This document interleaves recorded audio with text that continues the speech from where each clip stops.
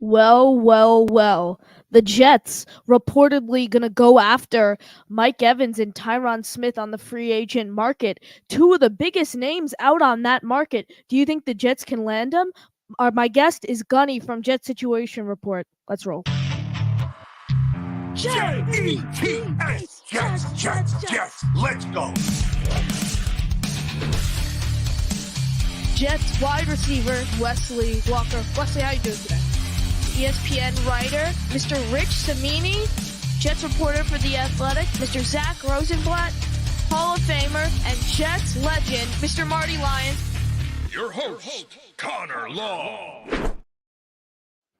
What an intro that was, right, guys? First time using that intro. That intro was made by the great Gator McCluskey. All of Gator's work is incredible, but let's get right into it. Obviously, like I mentioned, the Jets are going to look to target Tyron Smith and Mike Evans. Those two kind of big name guys at two of the biggest just names out in the market. Obviously, Tyron Smith is a top tackle, and then you have Mike Evans, who's probably the top wide receiver on the market. So let's bring Gunny on the show. Gunny, how are you doing today?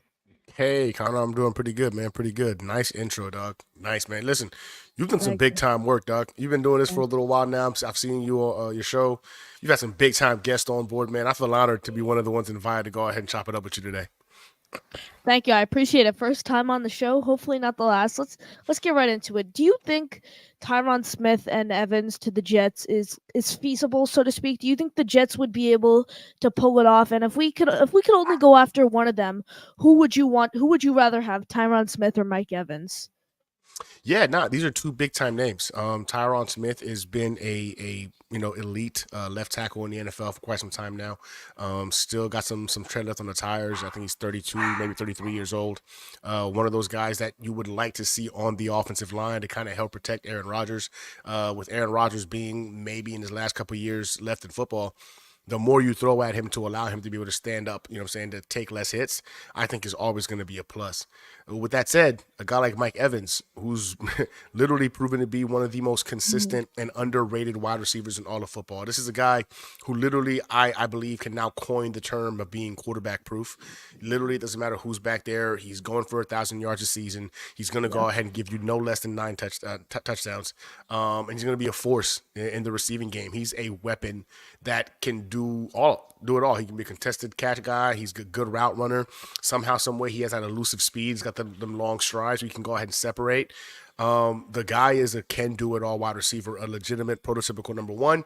Him teamed up with a Garrett Wilson. I see that being a force to deal with. We're looking at potentially being a top 3 duo in the NFL with Aaron Rodgers at the helm.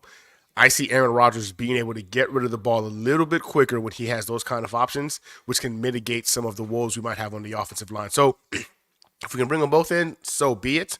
I'll be the first to go on record saying that for me, I think the left tackle we're going to bring in is Bakhtari, and I'm a fan of it. I know a lot of people aren't so big on it because of the knee injuries, but I think he's going to be the guy we bring in. Mike Evans, to me, is target number one. I think if there's a real chance to bring Mike Evans and make him our wide receiver one, with Garrett Wilson being 1B, learning from one of the best to do it for the last 8 years in the league. Super Bowl champion, right, with the great Tom Brady. Again, there's so many things to look at in terms of Mike Evans and what he brings to the table. But I think the most important thing is any quarterback can sit back there, and he's going to go ahead and produce. And, again, knock on wood, we saw when Aaron Rodgers went down this past year that it was Garrett Wilson and Breece Hall, and there was nobody else. And you need some other weapons out there to make any quarterback back there's life easier. So, yes, with Aaron Rodgers, the goal is, of course, Super Bowl. Mike Evans makes that even more feasible. But God forbid anything was to happen to an Aaron Rodgers, or he does take a major step backwards in terms of his ability to play. You still have a guy who can go ahead and still produce, which alleviates pressure off of Garrett Wilson and Breece Hall, whoever's back there at quarterback. So I'm all about Mike Evans being the guy we bring in. I agree. I think Mike Evans is a solid option, and there are a lot of options at wide receiver. I think Mike Evans would have been a great piece to have on this team last year, because like you said, he's quarterback proof, so you could probably pair him with Zach Wilson and still probably put up better numbers than Garrett Wilson. I mean, Garrett Wilson had a great year, all things considered. I mean, he's playing with Zach Wilson, but pair him with Evans last year, I mean, this team could have probably contended for a playoff spot if you really think Exactly. about it. If they had Aaron Rodgers, especially coming back for those last 2-3 games, whatever it was, I think the Jets definitely could have contended for a playoff spot. But he's definitely a key piece to look at for free agency going into 2024 because, like you said, quarterback proof, and pair him up with Garrett Wilson, and that's 2,500 yards there at least with about 15 touchdowns if you really think about it. And then I'm going to look at Tyron Smith. Tyron Smith, I look at, and he's probably the best tackle on the market in my Yeah, opinion. correct. I do see the Jets getting Bakhtiari though, just because of all the connections and Rogers and this and that. I think I was Tigo's in here, and that leads me to my next point. Tigo and I were using the Jet X Factor off-season simulator, and both of us weren't too big on Bakhtiari. And the contract they had for Bakhtiari was 1 year, $4 million. So like, if we can get Bakhtiari on a 1 year, $4 million deal, I'll do it. But I'm not too big on giving him a big contract. I'd rather Tyron Smith's older, but I'd rather give him a big contract just because he's proven he's so durable, and his age has really not shown. And but both of them are solid options. I just see us getting one or the other. I don't see us getting both of them. And if we were to go Tyron Smith, I see us landing probably a Calvin Ridley or a Cortland Sutton. And if we were to get Mike Evans, I'd see us probably landing a Mike Aquanu or whatever is however you say Right. his, Aquano, that's right. or like a Bakhtiari, like you mentioned, or even Andros Pete is a name to keep your eye on. I do think Dwayne Brown is going to retire, and I don't see the Jets bringing him back if he No. not No. retire. But those are probably the biggest names out on the market that I think catch the Jets' eye. What about you, Gunny? Yeah, nah, you nailed it on the head. I think in that situation, like, I think Mike Evans brings the most bang factor. You know what I'm saying? Like number one target, like the things that Yeah. he can do to elevate this offense. It's just like again, like you said, Bakhtiari, if he can stay healthy, can give you Tyron Smith level production. You know, he's an All Pro when he's on the field. Tyron Smith, All Pro when he's on the field. But again, the ability for Aaron Rodgers to dissect defenses and get the ball out of his hands so quickly, I think alleviates, or not alleviates, but kind of like gives the offense more of a pass. You know what I'm saying? They can be an average, offensive line because Aaron Rodgers is going to be able to make them average to above average, if not good, because of his process ability, like pre snap processing ability. So I think Mike Evans allows him to do that at a much higher clip. Again, when you've got to go ahead and defensively take into account Mike Evans, Garrett Wilson, Brees Hall, and Aaron Rodgers being back there, that's pressure. That's pressure on the defense to go ahead and execute. You got two guys who run in the 4-3s and Garrett Wilson and Brees Hall, so they can get the ball out of it. He can get the ball out of his hands quickly, and those guys can produce. Mike Evans can go ahead and be a contested catch guy. Again, Aaron Rodgers, one of the best deep ball throws we've ever seen in the NFL. This guy's like the king of Hail Marys. Like, you put yourself in a situation as a defense where you're going to be stressed out. Every game you're going to be stressed out because that's a lot of ground you got to cover, because with those three individuals and Aaron Rodgers being able to facilitate, every blade of grass is somebody's open, and that's gonna be Yes. fun football. So for me, it's Mike Evans. If he can happen, I don't care what it takes. Bring him into the building, throw everything at him. I know for a fact with that first round pick, that number 10 overall pick, it has to be an offensive lineman. And you bring in a guy like Bakhtiari, if you can get Tyron Smith maybe on a team friendly deal, like, it all makes sense. I mean, our offensive line right now is literally it's AVT and Titman. Those are the only two Yes. starters we have on the offensive line. So all resources this offseason to me should be going into the offensive line and a wide receiver. That's just my thoughts on it. I I agree, but I have a question for you when it comes to possibly how the Jets look at the draft. Let's say we go out, we do sign a Tyron Smith, and Tigo was saying it on my show last weekend, I think it was. He said he thinks he sees AVT at tackle. All right, so let's say we swing AVT out the tackle. We have Tyron Smith. So AVT and Tyron Smith are our two tackles, and we just need to sign a guard. Well, a guard, maybe probably two guards if we keep Titman at center, but that's again another discussion. Could you see the Jets targeting maybe like a Romo Dunze if he's available, or maybe a Malik Neighbors instead of going the Flaga direction, Flaga Fashanu direction? Um, no, I honestly don't. I think if now are you saying Mike Evans was not brought in? We don't get a Mike Evans or a Calvin Ridley or any of those guys in the Yeah, I'm offseason? saying I'm saying we don't get a Mike Evans, Calvin Ridley. It's basically just Garrett Wilson, and we have our two tackles for next year. I Yeah, we'll have personally to. would. Yeah. If that's the case, that's a scenario. There's no ifs, ands, or buts. We'll have to go the wide receiver route in the draft. And again, you can't be mad at it. This wide receiver draft is, I mean, a lot of guys could go number one if not for MHJ. A lot of Mm-hmm. those guys could be the top wide receiver taken off the board. Two of the guys you just mentioned, two of my favorite guys on in this draft class. So if that happens to be the case, I would like a trade back scenario to where we maybe acquire maybe a second or another third, and then we draft one of those guys. I don't know how comfortable I feel with going the top 10 route, especially if one of those offensive tackles in Alt or Alu Fashanu are available.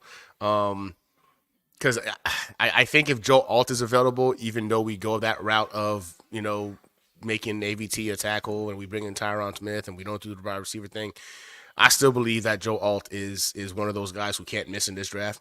If it was up to me, there's two guys who can't miss in this draft. And that's MHJ and it's Joe Alt. I think those guys are going to be Yes. solid. I think that those are the two individuals where you look at and you're like, no matter what, you're going to get Pro Bowl level performance from Mm-hmm. these guys. It's whether or not they can reach All Pro or Hall of Fame status is really the only question. I think those two guys are going to be great players in the league. If either one of them are available at 10, there's no ifs, ands, or buts. I don't care what you did in the offseason. You're adding them to your roster. If they're Yes. gone, I would like a trade back situation if we're going to draft one of those other wide receivers. But man, I'm not gonna lie to you. I really hope AVT winds up playing guard. I I'd do rather, too. yeah, I'd rather have the elite guard vice the potential to be a Pro Bowl tackle. AVT, give me the All Pro elite guard all day, every day. I think right now with the cap space, the options between Tyron Smith and Bakhtari, the 10th overall pick, where two of the top tackles might fall to us at that point, I think we can really rebuild this line the right way and have some cornerstone pieces that's going to benefit us even after Aaron Rodgers is no longer in the mix. We've been struggling with poor offensive line play for so long, man. I miss the days of the Rex Ryan offensive line where we had a wall back there. You had Mark Sanchez looking like a freaking all pro. It's crazy how much I miss Mark Sanchez, not realizing like you don't know how good you had it until you don't have it anymore. But at least that dude could ball, and he also had one of the highest playoff percentages wins in the NFL. But that was possible because of the offensive line he had in front of him. Even Mark Sanchez to us looked like he was a good quarterback now. We always forget that he had that elite O line in front of him. So I think that O line is going to be what dictates the actual future of this Jets organization long after Aaron Rodgers is gone. And again, if we can keep a guy like AVT where he's a natural fit and where we know he can be an All Pro, I love what I saw with Titman at center. He was one of the top rated centers that last 2 months of the season. Allowing him to continue to grow in that capacity. You bring in a veteran left tackle, whether it's Tyron or Bakhtari, and then you bring in a Joe Alt or Alu Fashanu to go ahead and compete. I think you're on the right path right now to doing it right. But we need weapons. So if we don't get Michael Evans, then I'm sorry, man. We got to bring in a Calvin Ridley. But I think if we don't play our cards right, we might be overpaying for a guy like a Calvin Ridley Mm-hmm. when it's all said and done. So I don't know about you, man, but I'm nervous about this offseason. I'm very nervous. See, it's it's so interesting. I have a feeling that the Jets are either gonna go out and make a splash on a lot of big name guys, or they're literally barely gonna make any moves, and the moves they're gonna make are gonna be like re-signing Ashton Davis to a 1 year, $3 million deal. I feel like like there's a chance that happens, and And you're right. this team, yeah, this team is so unpredictable. Like, Yeah. like what I've seen from Joe Douglas, I hope this doesn't happen, but from what I've seen from Joe Douglas, there's a chance they look and they're like, okay, Alan Lazard can be a wide receiver too next year, and they literally don't go out and sign anyone. The only way I could see that happening is, let's say Corey Davis comes out of retirement. That's the only way I can see that happening if the Jets don't go out and sign wide receiver too. But it, it's a necessity. They need a wide receiver too who can a playmaker would be great, like a Mike Evans. He would be great. Yeah, But yeah, honestly, someone who could just fill that role and play that like role. a true NFL wide receiver too, and not have someone making $44 million a year who was a healthy scratch 2 or 3 games last year, Yeah, who just $44 million just literally wasted flushed down the toilet. down the Yep. toilet. But Man, you go. it was crazy is like you were talking about unpredictability. Like last year, what New York Jet podcaster that you saw or freaking mock draft you saw that had Will McDonald going to the New York Jets with our pick? Like nobody, right? And again, the kid might be freaking great, right? I just know like last year, in a year where we have Aaron Rodgers and we're supposed to be making a push to win a Super Bowl or to at least be in the conversation, we draft a player that we saw come off the bench in a rotational capacity. It's I don't know how much I trust Joe Douglas after one good draft that he's had for us as our GM. I think he's been given a lot of credit now ever since Garrett Wilson, Sauce Gardner, Jermaine Johnson, Brees Hall were all hits, right? Home run hits. Like he found four first round talents, like elite first round talents in one draft. So people tend to forget that he had 3 drafts before that have been pretty less than mid. But for me, I'm concerned now because, hey, now your back's against the wall. Like, is he going to go ahead and act irrationally? Is he going to act erratically? Like, is he going to be competent enough to realize that he needs to make moves that are going to be a benefit? Oh my God, there it is. There is the draft board of a Joe Douglas. Literally, man. If you look on that, and then now we know Tippmann from last year. We like him. We don't know what Will McDonald's going to be yet. But when you look at this draft class, like, he's had one good draft. So of all those picks, you got Elijah Vera Tucker. I'll give him Michael Carter, the second, the cornerback, Yes. not the running back. Yes. Garrett Wilson, Sauce Gardner, Jermaine Johnson, Brees Hall. 1, 2, 3, 4, 5, 6, 7. I mean, seven. Seven of those guys. 7 of those guys are legitimate like NFL starters. Yeah. I've done it before, but I'll break it down pick by pick. Okay, Mekhi Becton. No one really expected the Jets to go in that direction. They would have benefited much more by going the CeeDee Lamb. I mean, probably not Jerry Jeudy, but Yeah. that CeeDee Lamb kind of direction. And then we go out and draft Mekhi Becton. I was never a big fan of that. Denzel Mims in the second round at the time. I was a huge fan of that I was a pick huge fan of personally. that. Yep. I thought he was going to be great. Obviously, we couldn't find him the football. We couldn't share the football with him, so to speak. And then obviously he has had no success really in the NFL at all. Ashton Davis I thought was a pretty good pick. I don't know about third round caliber, Yeah, but that was high. third round's a little high, but he's been decent. Yeah. Jabari Zuniga just a horrible pick. James Morgan, horrible pick. I mean that quarterback. Oh my god. Yeah. He might have been one of the worst quarterbacks I've ever seen play football. Personally, That's saying a lot. I I he's one of the worst I've probably ever seen touch a football at the NFL level. And a fourth round pick too. I mean, if you look at a For that fourth guy. round pick, yeah, a fourth round pick is like a Carter Warren, a Max Mitchell, Carter Warren, Michael Carter type of talent, Yeah. not a James Morgan. James Morgan, who shouldn't have Yes. been drafted at all. Shouldn't even have been drafted. And then No. LaMichael Pirine, I thought he wasn't with the Jets for too long, but I thought when he was playing, he was all right. I mean, not great, but he wasn't a Serviceable. Yeah, he was serviceable. serviceable. Cameron Clark, I give a pass. He got I think almost paralyzed in training Yeah. camp, I believe it was. So he's a pass for that pick. Bryce Hall in the 5th round was an incredible pick in my opinion. Incredible I thought he value. had a great year this year. Obviously, he had that game-winning touchdown in the Broncos game. It was, and Yep. then that great Eagles game, and it was like him and Craig James who basically dominated because we had like literally our whole Secondary DB was room. out. Yep. Yeah, yep, they were all out, and then Braden Mann. Oh God, don't even Yeah. get me started. He might have been one of the worst Bum. punters I've seen with the Jets. And then I'm just gonna skip the round 1 pick on the 2021 draft. Won't Let- even mention that name. I'm not even gonna speak his name into existence. Let's go over to Elijah Vera Tucker. Obviously, I thought first level caliber player to say the very least. All like you said, all pro elite guard, but he needs to stay healthy. Healthy. That's the Yep. biggest issue for him. Health, and that's with a lot of players in the NFL, but he is going to need to find a way to stay healthy in order to have success. Elijah Moore in the second round. I never really formed a tight opinion on either. I really liked. I was kind of in the middle. I was on the fence whether I really liked him or I disliked him. Love the But talent with the dude. It was always yeah. about whether or not he was going to grow up and mature. You know, he had some issues when he was in college in regards to his Mm. maturity, and that was really the biggest question.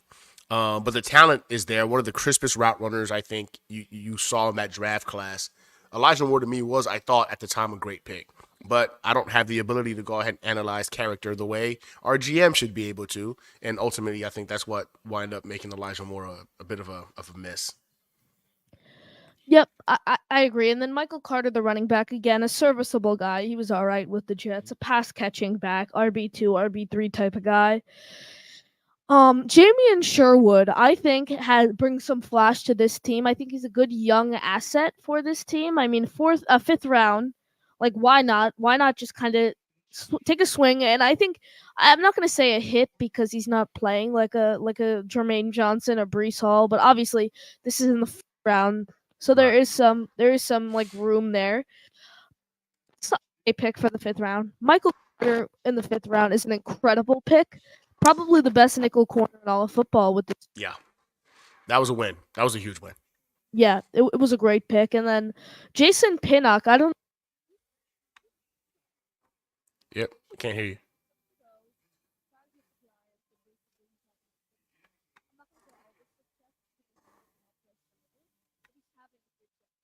know well. I think a good find for Joe Douglas just to the wrong team. And then Hamza, I don't know how to say his last name, but I remember he was, I don't know, sixth round. Oh, just kind of just the best available player. Connor, I don't know if it's me or you're sounding really low now. Can you hear me better? Much better. Yeah.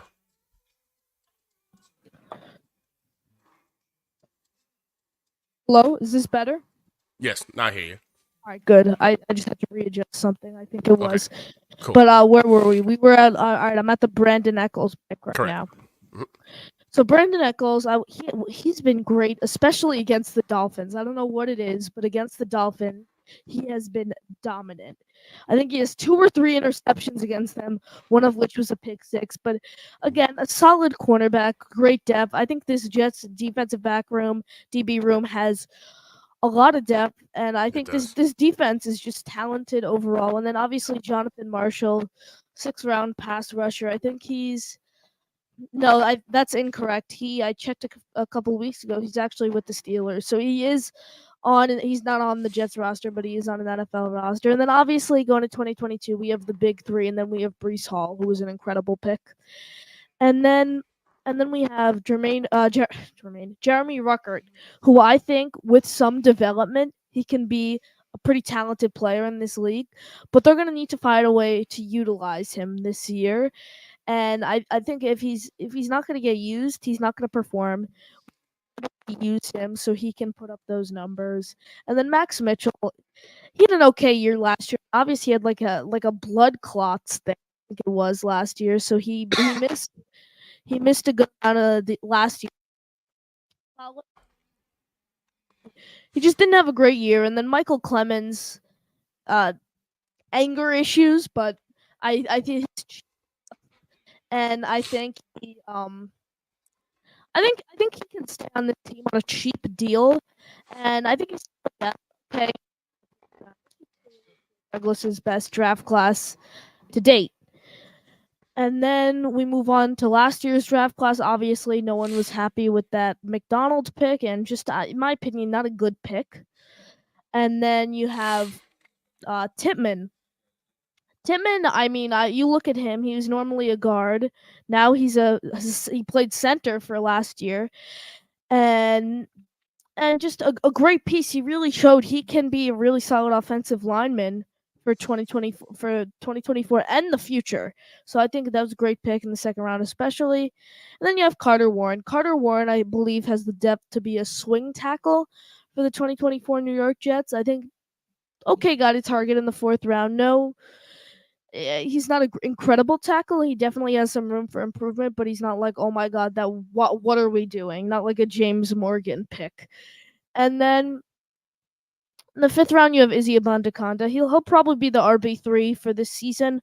Probably bring in a veteran maybe to fill that RB2 hole. I don't think he can make the jump, but with some development, solid. He can be solid. Zaire Barnes. I feel like is it either him or JBC the Jets love? One of them. It's either one of them or both of them. I think it's Barnes. It might have been It's Barnes. who. No, you're right. They love the kid. Yeah, Love him. yeah. They think he's great. And again, these guys need development. This was last year's class.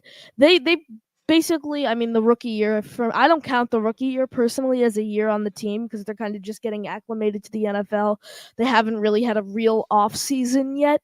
Like this year is all those guys' first off season in the league. Like last year, they did not have an off season, at least at an NFL type of level, generally speaking.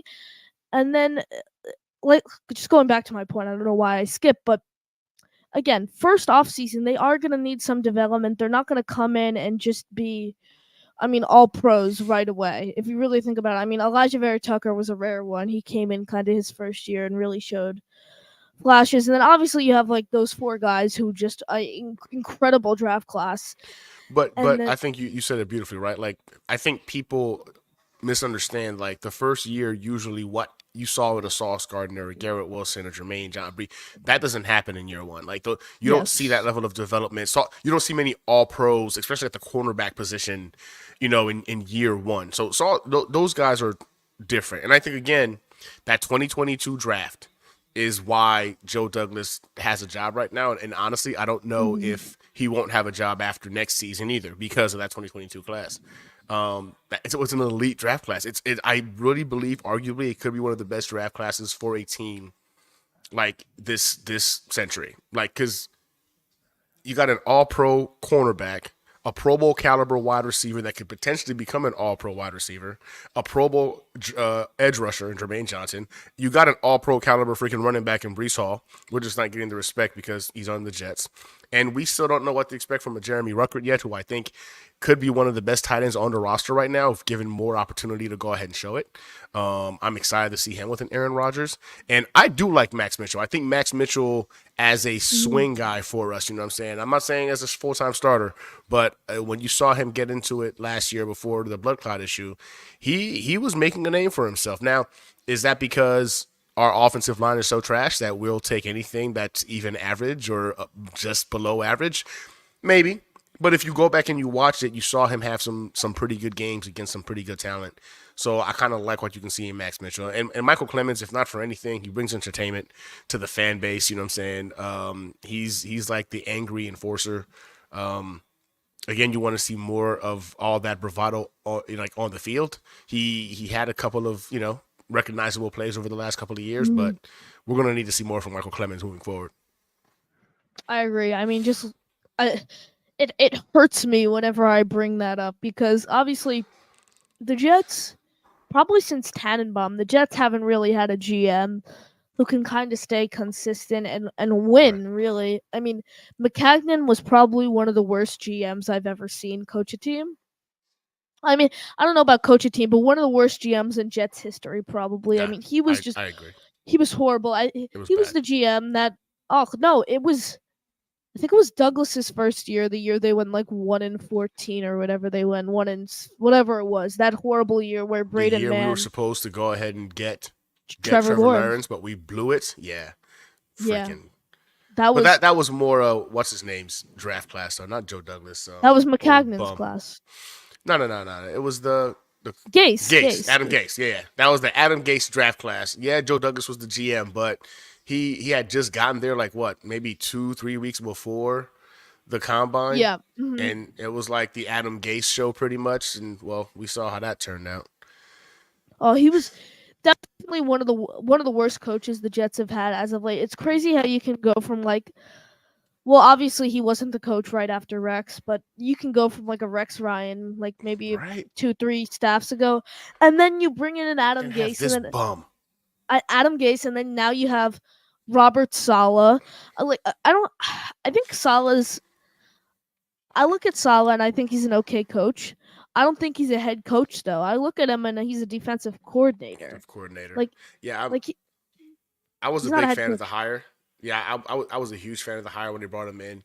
I love how he carries himself. I love his bravado. I love his leadership style. Right, but again, ultimately, this is a game about like results. I think Sala would have made a great sergeant major in the Marine Corps. Tell you motivational stories and find ways to go ahead and get the guys riled up, pumped up before they got to go into a combat situation. But in terms of head coaching for the Jets, it takes a little bit of X's and O's as well, right? Like I don't see him as a general. I don't see him as that kind of an individual. And for me, you're right. I think he's best suited to be a defensive coordinator. I'm hoping he proves me wrong this year and takes the next step. But I get agitated when I watch him on the sideline and the game plan is going awry and you don't see any kind of communication Yes. with the offensive coordinator. You don't see any kind of communication. Like he gets excited when defense makes a play. He gets excited when offense makes a play. But when things are going bad, I get a little agitated looking on the sideline and he just looks lost. So I don't know, man. I was so big. I was so high on Robert Saleh being the head coach. I have now gotten to a point now where I'm ready to move on to the next guy. So maybe he can go ahead and come out this year and show more of being more well rounded. This is going to be year 4 for Saleh. So I mean, either you figure it out, man, or it's a wrap. I think at this point, but Salah right now is leaving a little to be desired. So I'm kind of on the fence as to whether or not we even have a head coach worthy of coaching the Jets. I agree with you. And like I mentioned, I said he is a defense. I think he is a defensive coordinator. Yeah. And personally, there's nothing wrong with that if you really No. think about it. I'd rather have someone be a star defensive coordinator than have them be a an average to below average head coach. Like if you look at Nick Saban, obviously the play, like he was he's one of the best college coaches of all time, Of if all not time. the best. Yep. And then you bring him into the NFL, and I Couldn't don't hack it. remember what the record was with the Dolphins, but it was not pretty. It was not Heinous. pretty. It was incompetent. But if you and then he's one of the best college coaches of all time, and then you have guys like Deion Sanders who said they'd never coach in the NFL, and like I respect that. So there are like different tiers of coaches. You have offensive coordinators, defensive coordinators, and head coaches, and then you have college coaches too. So I do believe there are several Layers to diff it. yeah layers to it. You Yeah. you nailed it on the head.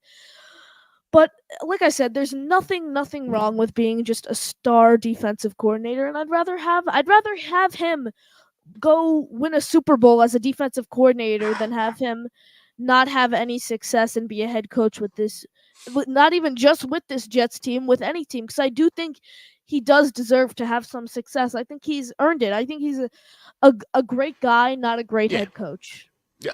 Perfectly said. Perfectly said. Great guy. Maybe head coach is just a step above what he's capable of achieving Hmm. successfully. As a defensive coordinator, we know that guy was one of the best to do it with that's the 49ers. And we've Yes. seen him do it with the Jets. A lot of people are always just like, "Oh, how come you're so hard against the GM?" Like he's had some great picks and when you look at some of the great picks he's had, yeah, Garrett Wilson and Brees Hall have been his hits on offense. Every other pick that he's had a hit on are defensive players. And I'm like, what is the common denominator there, right? Like Hmm. Salah picks his defensive guys. Salah is putting a lot more energy into the defensive guys. So those guys have predominantly hit on a higher clip than the offensive side. So I give Coach Salah the mantle or the trophy for the defensive picks that we've gotten that have been so great. As for the offensive, let's not forget that when we brought in Joe Douglas, it's because he was an offensive lineman. He specialized more so on the offensive side of the football, specifically the offensive line. We really haven't seen that level of success across the board when it comes to those That's picks. That's what I was just about to say. I was the second you said Douglas Yeah. is an offensive line type of guy. The first thing that jumped into my head, Makai Becton led the league in sacks this year, Yep. and then going over to Philly. One of his other picks, obviously he didn't have final say. He wasn't the GM, but he had a lot of input. Andre Dillard was second in the league in sacks Mm-hmm. behind Mekhi Becton. So Yep. that little 1-2 Douglas punch, generally speaking, I I don't think he knows a ton about offensive line. If you really think, I mean, the AVT incredible pick. You can't take that away from No, him. that's a win. That's incredible first round type of guy, and then but going over the Becton Dillard, I mean, in my opinion, an offensive lineman should not have been selected in that 2020 draft. I think CD Lamb should have been selected by this team. Could you imagine if the Jets right now had CD Lamb and Garrett Wilson? Bro, That you're you're speaking too much common sense right now, and it's frustrating because it's not our reality. yeah.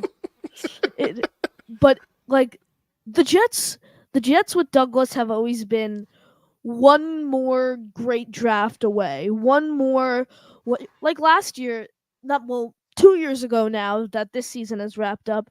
If the Jets had Aaron Rodgers 2 years ago, we would have made it probably we definitely would have made it to the playoffs. I Oh, don't know how 100%. far our run would have been, but we like the Jets 7-10 2 years in a row, and both with Zach Wilson as quarterback. And I've Yeah. said it time in and time out. I would have rather see the Jets go 6-11 or 5-12, but the Jets bring in like a I don't know, a Carson Wentz, a Nick Foles, a Josh Dobbs, than have them literally just sit there and watch Zach Wilson horrific performance. I mean, this guy literally fell on the field during the Bills game. I mean, that The was that was warm up. probably my That yeah, I knew warm up. then. I knew then it was going to be a bad day, bro. I was like, oh God, we're starting off like this. This is not going to be pretty. I think my favorite highlight of that day might have been the Morstead fake punt to Brendan Eccles. I mean, that was literally the only bright spot of that game. That game, I don't remember the final score off the top of my head, but that game was not pretty. And No. in the snow, I remember I knew it was 32-6. 32-6 was the final score Final score. of that game. Final score. Oh I God. the first play of the game, Xavier Gibson catches the ball off the kickoff, is running out of the end zone, and just I don't remember who it was, but gets absolutely pancaked by a guy and fumbles the ball, and they got the Yep. ball at, like the 15-yard line, and then if you have Stephon Diggs and Dawson Knox on one offense, you're obviously going to deliver and score a touchdown when you're at the 15-yard Oh yeah, line. no, 100%. So they did that, and then after that, it was getting worse and worse. I mean, my biggest God, gripe that about was the ugly. Jets, it was That was it's so ugly, bro. it was horrible. And this Jets team throws the ball a ton, but the first play of the game, I called it probably 5 weeks that I was watching this year. 5 games I called it this year. I would say first play of the game, all right, handoff to Brees Hall, loss of 4 yards. And it was the outcome almost every time. Yeah. If you really think about it, the game plan No for the Jets, in my creativity. opinion, so predictable. If you really think about it, and what upsets me most is like the third and like 15 or whatever it is, and then we hand it off to Brees Hall, or it's like third and 15, and we throw like a screen pass to like a Yeah. Tyler Conklin. Like literally, just like what good can come out of that? Like Tyler Conklin, I love the guy. I think Tyler Conklin's one of the best players on this team On our team. personally, Yeah. especially on Same the here. offense. But the best thing that can happen is you gain maybe 5 yards and you're still gonna have to punt. And the worst thing that can happen is fumble the ball. Yeah. I'd rather use just take a shot at the first down. Go for it. And the Jets are eliminated. We knew we weren't gonna make the playoffs once everyone like there was hope. I had hope personally I did. I fooled myself until too. I had hope until the Raiders loss. It was the Raiders That loss where I was that's like, when it the was over. Chargers Yep. game was horrible, and then that Raiders loss, 13-10 or whatever it was. It So was, ugly. and then that and then 16-12 it was, and I remember Salah saying before the game, whatever team could get to 20 points first wins. Would win. Yeah, would win, and it Didn't was even need to get to that point. 16 did it. 16. 16 did it. And when your defense holds a team to 16 points and you score 12, it's just so frustrating. So if you really think about it, there were games this year where the Jets The defense would be on the field. They'd force a three and out. The Jets would come out. They'd go 1-2-3, and the defense would come back out. It was literally like a 1-2-3. It was like a four plays, four plays, four plays, and it would literally just go like that. I mean, look at the Giants game. What was there? 13 punts in the Oh first my half, I gosh, yeah, believe that it thing was. was ridiculous. The Jets did not deserve to win that game. I just like to let you know the Jets. No, I, There I were agree. yeah, Oh, I there were agree a with you lot of 100%. the Jets. The Giants were the better team in that game. There were games where I look and I'm like, they should have won this game. Like I look and the Jets should have won the Chiefs game. There's no excuse. That's facts. I mean, it starts with a horrible holding call on the Michael Carter interception, and then Zach Wilson not catching the football. But then you can also point fingers. Also, the week before that at the Patriots game, I'm not putting like a lot of people. Oh my God, Randall Cobb had a chance to catch the Hail Mary and he dropped it. I'm like, nope. I'm the biggest advocate for not putting the blame on someone who missed a game-winning play because they shouldn't have had to be. They Been in shouldn't. that They situation. didn't deserve. Yeah, they didn't deserve to be Yep. in that situation in the first Nope. place. And the Jets Patriots game, it was 15-10. I was at that game. I was at MetLife for that game, and it was punt after punt, kick after kick, and there was just no offense. I mean, 15-10. There was no offense whatsoever. I mean, Nick Bawden had a touchdown. First touchdown in his NFL career. Fullback who we cut for Aaron Rodgers and brought him back. That controversy. But I, there were games where the Jets should have won, and then there were a lot of games where the Jets should have lost. The games that we should have won, I look and I see, okay, if we had Aaron Rodgers, we would have still lost the Cowboys game. That Cowboys team That's the was game I know we would electric. have lost. Yep. Yes. And then but we would have won the Patriots game. We would have won the Chiefs game. Yep. Uh what were the we would have won the Chargers game, The we Raiders game. the Raiders game, and there were we stood a chance in that I Browns game Yeah, the Browns with game Rodgers. until the fourth quarter. No, the Browns Eh, game, like I know we got slaughtered that game, but if we had Aaron Rodgers, this team isn't losing to Joe Flacco. I Like think honestly we would have had chance against the Dolphins too. the 30-0 or the Black Friday. Any of the games. If you look at Really? it, a lot of those that game, both games were self-inflicted wound after self-inflicted wound after self-inflicted wound. Like Aaron Rodgers doesn't put us in those situations to where we're given short fields for the freaking Dolphins to run through. Um, I think we have I don't know if we win both, but we're gonna at least split with them. I don't think we get swept by the Dolphins this year with Aaron Rodgers. We would have won the Falcons game. The Falcons game was a Oh, big that's one. true. Would have won that one Thir- too. 13-8. You're Oh, looking at probably a 10-7 record if we had Aaron Rodgers fully healthy, and it's so disappointing. And I was thinking to myself at the end of the year, obviously 7-10 isn't an ideal record, but wow, when the season was wrapping up, I was really thinking to myself about this Jets season and how we can reflect on it. I'm like, I honestly can't name the 7 wins the Jets had. Like it's, I, I when we're talking about the Jets, like I'm the biggest advocate for talking about a team about possibly winning when they got demolished and how bad the coaching is and this person should go, this person should stay, and all of this person should be cut.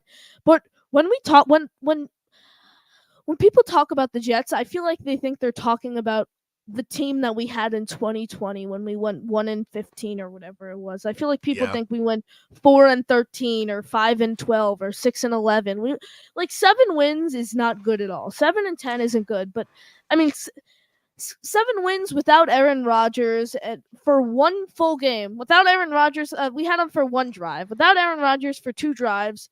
Without him throwing one completion, we still managed to get 7 wins, but that just goes to show the young pieces on this team are so valuable. Like They're good. the pick six from Jermaine Johnson when he tipped it to himself, like that's not a play that you see often. Like he rushed the passer and then got in Flacco's face, and then you look at Brees Hall. I mean, Brees Hall, probably my favorite play I've seen from him was the game against the Giants when he caught like that horrible pass by Zach Wilson like 5 yards out, and there were like eight, like not eight, like four defenders Four guys crashing on around him, him. and he brought it in for a touchdown. Like that might have been one of the best plays I've probably seen from this Jets team since I've been alive. Honestly, that just goes to show. I mean, I haven't seen one playoff game since I've been alive. The best when I was one, I think they might have went like 10-7 or 9-8. I think 9-8's the best I've actually seen them go when I've been alive. Well, Oh, when I was man. when they went 9-8, I probably didn't even know what football was at the time. Like the best I've seen them go since I was like actually like diligently following the team was 7-10, which was last year. This year they went 7-10 one year under Gase. Also, no, they went 8-9, 8-9 under Gase. I remember that year. That was 2020. One, I believe it was. No, because they got Zach and it was they went 8-9 with Gase one year. I don't remember which one, but they did go 8-9 with Gase. I think it might have been no the 20 we went 2-14 in 20 oh I I can't feel find like it now, we but I feel like we had the, a 10-win season in your lifetime. Because it no, was I the year was we No, the yeah, year because it you was the year we went 10-6 and we missed the playoffs anyway. I yeah, think yeah, yeah, but 2014, 15. I wasn't that was it was 2015-16, but I wasn't following football at that time. Like Okay, I got you. I got you. I got you. yeah, like I started. I think the first games I remember were like the Josh McCown days, kind of, which was like Okay, the 2017-18 got you. area. Okay. And I've watched a lot.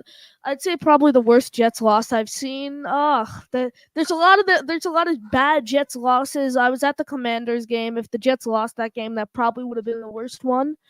But in my opinion, the worst Jets loss I seen. Oh boy, oof. Going back to 2019, Jets versus Raiders. We give up the Hail Mary to Henry Ruggs. I don't know if you remember this. We give Oh up the Hail gosh, Mary to Henry yeah, Ruggs. Greg Williams calls an all-out blitz. We're in man coverage against at the yeah, time. If Henry Ruggs didn't get in that accident, I think he could probably be one of the most elite receivers yeah. in You're in. talking about him and Tyreek Hill in the same breath as the most electric wide receivers in the game I mean, his because the speed. speed was Yeah. ridiculous. And I mean, you call man coverage, all out blitz against one of the fastest guys in the league at the time, and boom, touchdown, they win the game, and Greg Williams gets fired the next day. And then obviously Olbrich came in. Olbrich, I wasn't really like, I feel like no one really talked about Olbrich until last year. Like, this defense hasn't been like horrible. Like, it's always been the offense, in my opinion, who's been the problem. Like, the Jets haven't, from what I've remembered, have had a horrible defense in like a good amount of time. Well, Obviously, year before last they were last in everything. That's they the they first where year of yes, Ulbrich, yeah. first year. But I That's why think no that one was was high on him. yeah, but I think that was more along the lines of like the team establishing the new system, the team, you know what I'm saying, with so much youth being infused into the defense. But that was horrendous, man. But I think that's why he got so much love now is because he went from the 31st ranked defense to a top 3 unit, you know what I'm saying, the very next year, which has never happened before in the history of the NFL. That's the first time a bottom 3 defense was able to rise to a top 3 status in NFL history. So that was awesome. And then this past year he maintained it, right? Top 3 defense. But so Ulbrich is another guy, right, that I look at, and I think after him coming from the Falcons, is he mature enough to go ahead and be a head coach? And Yeah, I think so. I think so too. I do. I think he already saw what not to do when he was with the Falcons. The defense seems to be intact. Those guys don't know how to quit. They don't know how to die.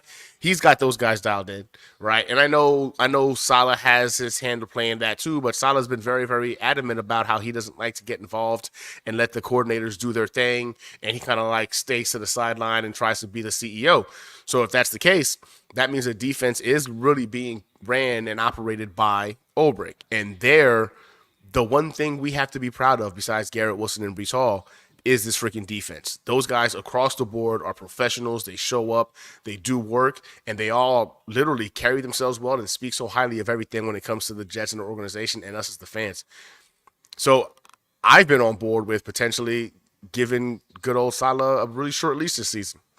And if at any given time Ulbrich happens to have a chance to become the interim guy, so be it. But in the same token, I want an offensive head coach. So I'm hurt, bro. I'm just hurt.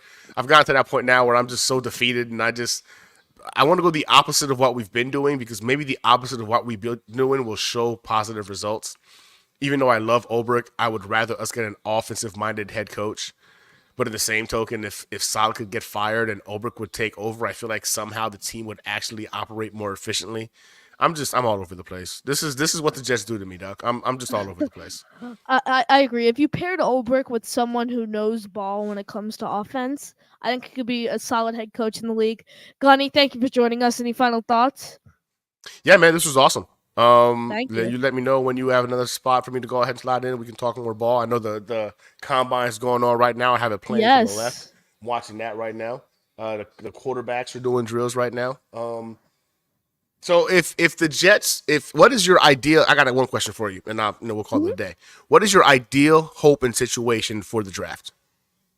So my ideal hope is I'll break it down round by round. All Okay. right, round one, I want one of the big name tackles, Olu Fashanu or Tyrese Fuaga, or possibly a trade back. Recoup a second round pick, bring in maybe a Tyler Guyton, a Marius Mims in the 20s. Okay. And then obviously as of now we don't have a second round pick. So we have to go to the third round. Third round, my ideal plan would maybe be like a good wide receiver too. A wide receiver 3-4 type of guy actually, like a Roman Wilson, what's his name? The other guy, Brendan Rice. I really like. I like Jalen Okay. Polk. Jalen Polk might go in the second round though. And if we were to get a second round pick, I like Lad McConkey as the wide receiver in the second round. And then we have two fourth round picks, I believe it is. Correct. Best case scenario, I see Blake Corum falling to us in the fourth round. Actually, no. I'm gonna stay off Blake Corum because I do think this running back class isn't great, and the Jets could just bring in a veteran, and I don't want more young running backs personally in this room. I don't know why I mentioned Blake Corum, but I think Blake Corum's talented. Okay. I look maybe I don't know, but I don't know what the safeties look like, but we could definitely use a safety maybe in the fourth round depending on the talent there, just because we only have Tony Adams under contract, and then a developmental quarterback, whether it's a Jordan Travis, a Michael Pratt, someone of that nature. I know Sam Hartman, please. Just someone who can be developed under Aaron Rodgers, and like the fifth, sixth, seventh rounds, maybe a tight end there if we end up cutting Uzama, just some depth. Obviously, we have Kuntz and those guys, but can't hurt more. And I think at the end of the day, the Jets are like a best available type of team, so Yeah. they are going to take the best player available. Love that. Okay. I gotta do more homework. You're way more ahead of the game than I am. I haven't even gotten past the third round yet. I'm using this combine right now to go ahead and see if I can find a couple of guys who can go ahead and fit some holes we got. So, yeah, love your first through third round. Definitely love that. 'Cause I can relate to Yes, those. So I've done yes. the research.